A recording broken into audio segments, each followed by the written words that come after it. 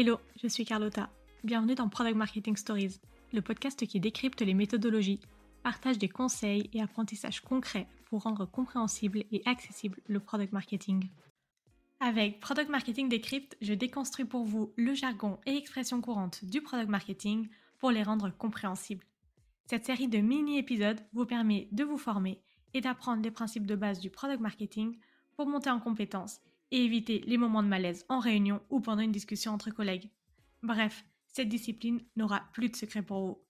Et pour ceux qui baignent déjà dans le milieu, une petite piqûre de rappel, ça ne fait de mal à personne. C'est parti! Hello à tous!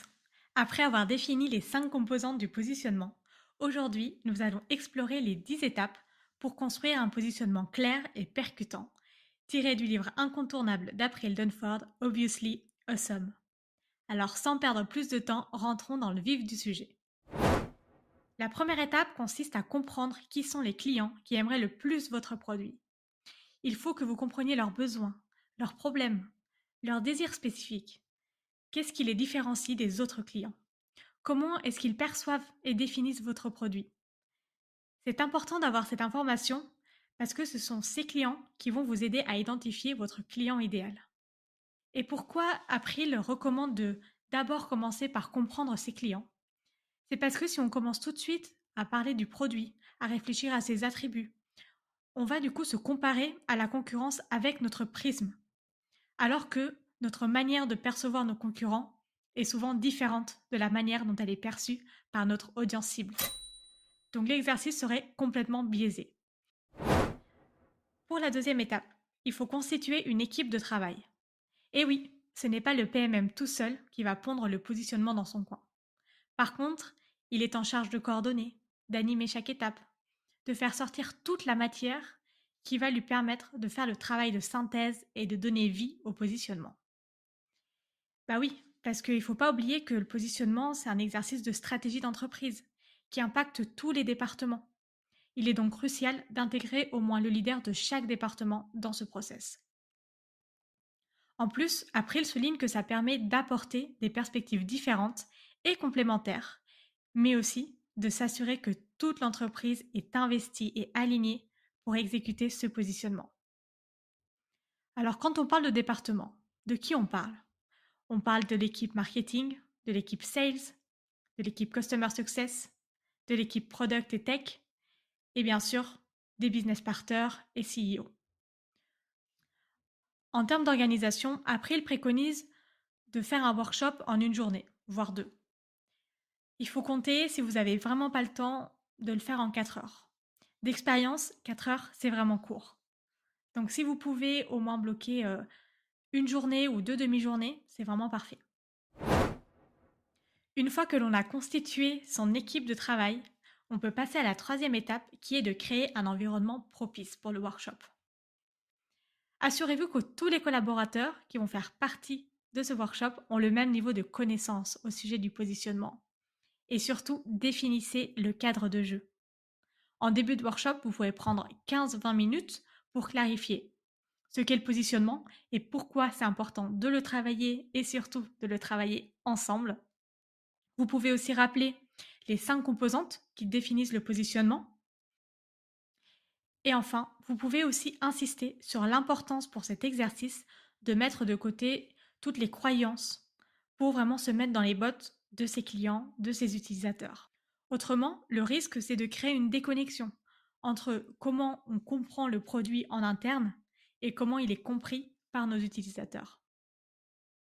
Une fois que vous avez travaillé ces 3 étapes, c'est-à-dire que vous avez fait un premier mapping sur qui sont les clients qui vous aiment le plus, que vous avez défini qui sera présent dans le workshop, et enfin que vous avez préparé l'introduction pour ce fameux workshop, vous pouvez préparer un Miro. C'est un outil qui est spécialement conçu pour des brainstorming à distance, donc ça marche super bien. Et ce Miro va vraiment vous permettre de faire l'animation pour compléter le jour J et tous les exercices qui vont vous permettre de définir et de travailler sur ce positionnement. Et ça assure aussi que tout le monde participe et que vous avez assez de matière ensuite pour bien synthétiser tout ce travail-là. Donc une fois que tout ça est fait, on va pouvoir se concentrer sur les composantes du positionnement. Donc normalement, vous les connaissez déjà. Et bien sûr, on part de l'environnement externe pour arriver au produit, donc à de l'interne. Alors si on passe aux étapes suivantes, on a l'étape numéro 4 qui est de lister vos alternatives concurrentielles. Ici, April recommande de faire 3 sous-groupes. Le premier sous-groupe avec les concurrents directs, le deuxième avec les concurrents indirects, et enfin le troisième, le statu quo. Et oui, pour définir vos forces et faiblesses, et surtout savoir dans quelle catégorie se positionner, vous avez besoin de savoir ce que choisiraient ou feraient vos clients si votre produit n'existait pas. Une fois que vous avez mappé l'ensemble de vos concurrents, vous pouvez passer à l'étape 5, qui est d'isoler vos attributs uniques. Pour rappel, les attributs uniques sont les fonctionnalités et les services qui vous différencient du marché et que vos utilisateurs vont considérer au moment d'acheter. Donc ici, il faut être super concret. Dire que vous êtes facile d'utilisation ou que vous avez un service client irréprochable ne suffit pas. Il faut expliquer pourquoi c'est facile, pourquoi votre service client est irréprochable. Ici, ce qui marche le mieux, c'est de mettre des chiffres. Vous pouvez faire d'ailleurs 2 colonnes, une colonne fonctionnalité, une autre colonne service et ensuite lister.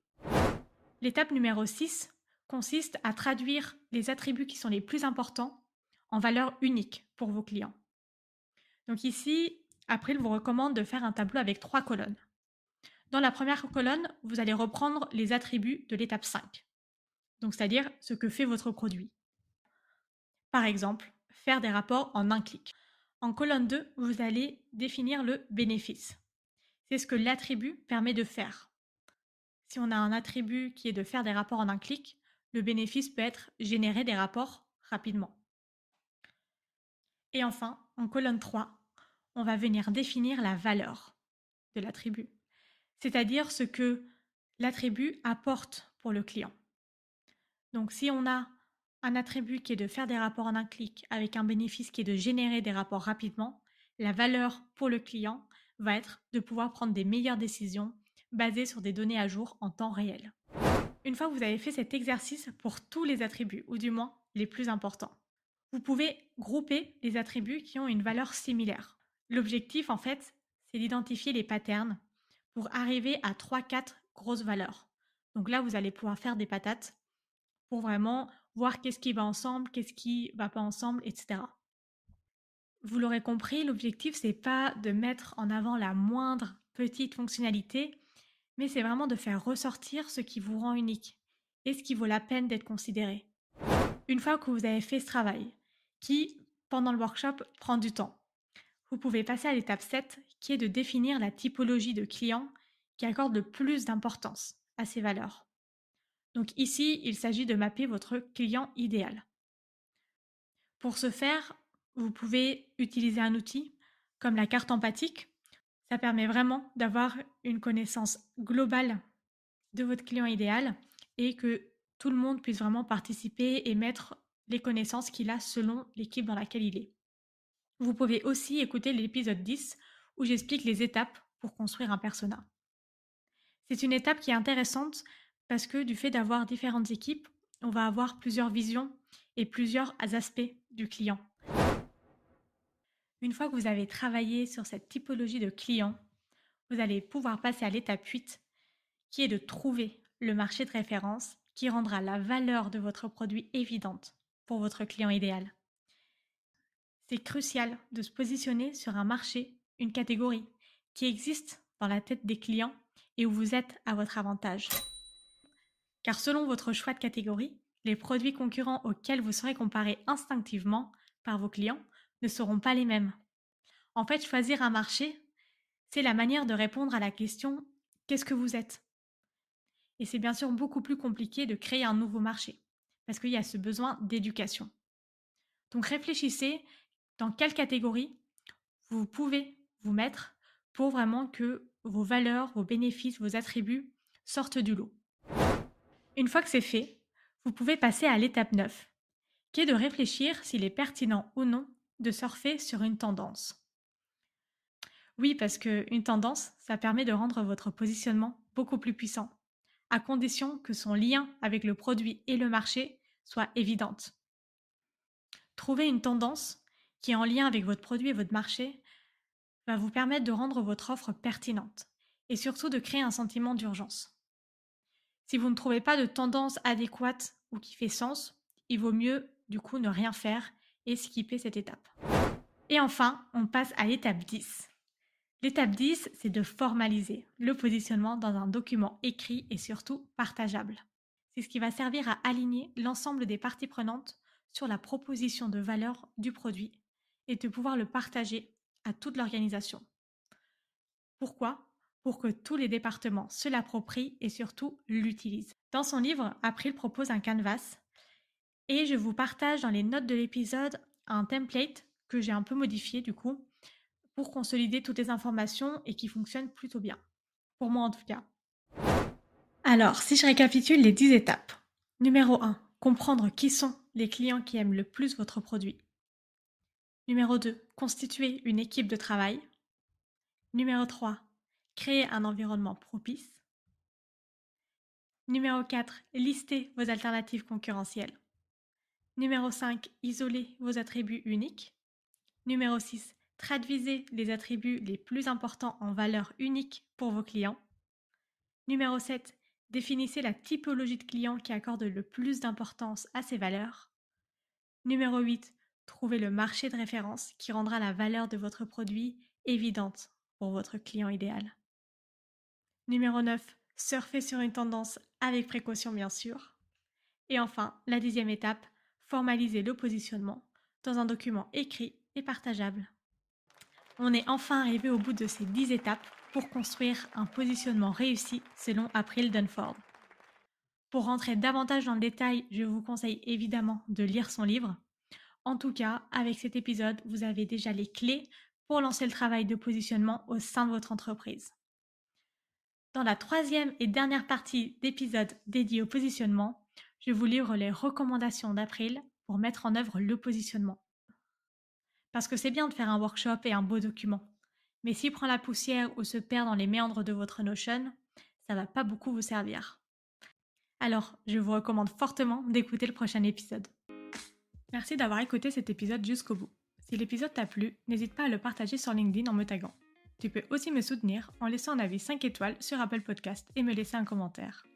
Ton aide est précieuse pour m'aider à faire connaître Product Marketing Stories et aussi m'encourager à créer davantage de contenu. Alors merci.